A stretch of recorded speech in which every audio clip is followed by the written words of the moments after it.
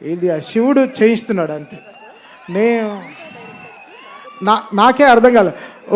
ఒక reel music చేసిన తర్వాత మా టీంతో కూర్చొని మాట్లాడతాను. ఎందుకంటే అందరు రండ్రా ఎక్కడైనా పబ్కి పోదాం కొంతసేపు అంటే టు హ్యావ్ ఫన్. అంటే ఫన్ అంటే ఏంటి, ఒక మంచి బ్యాండ్ వాయిస్తున్నారు వినేసి వద్దాం, లేకపోతే మంచి ఫెస్టివల్కి వెళ్దాం రండి, మంచి ఫుడ్ రెస్టారెంట్కి వెళ్దాం అంటే మా టీం అంతా వచ్చేస్తారు.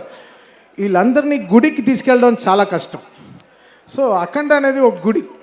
సో ఆ రోజు ఆ గుడి దర్శనం చేసుకోవాలి, అది చాలా చాలా రేరెస్ట్ మూమెంట్.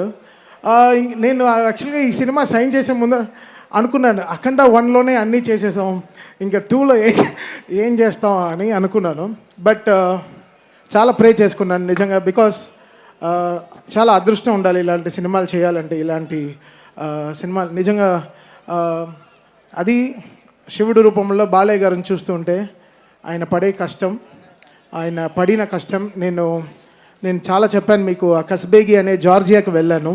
అక్కడ -14 degreesలో మొత్తం ఈ టీమ్ మీకోసం ఆ క్లైమాక్స్ షూట్ చేస్తుంటే నిజంగా చాలా కంట్లో చాలా నీళ్ళు వచ్చేసింది. ఇంత కష్టపడతారా, ఇంత కష్టపడాలి ఒక సీన్. బికాస్ బోయపాటి గారు రాసేది చాలా బలం, బట్ అది స్క్రీన్ మీద 1000% తెస్తాడు ఆయన. అది చాలా రేర్ మూమెంట్. ఆయన అనుకుంది తీస్తాడు, అది మనల్ని నమ్మిస్తాడు. అది చాలా పెద్ద విషయం.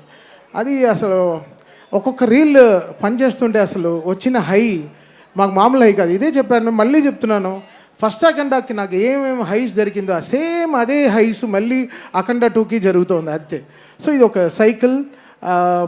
దీనికి ఏం చెప్పాలి, లైక్ చాలా చాలా చాలా చాలా తపస్సులు చేసి ఉండాలి, లేకపోతే చాలా ఆశీర్వచనాలు ఉండాలి ఇలాంటి సినిమా చేయాలంటే.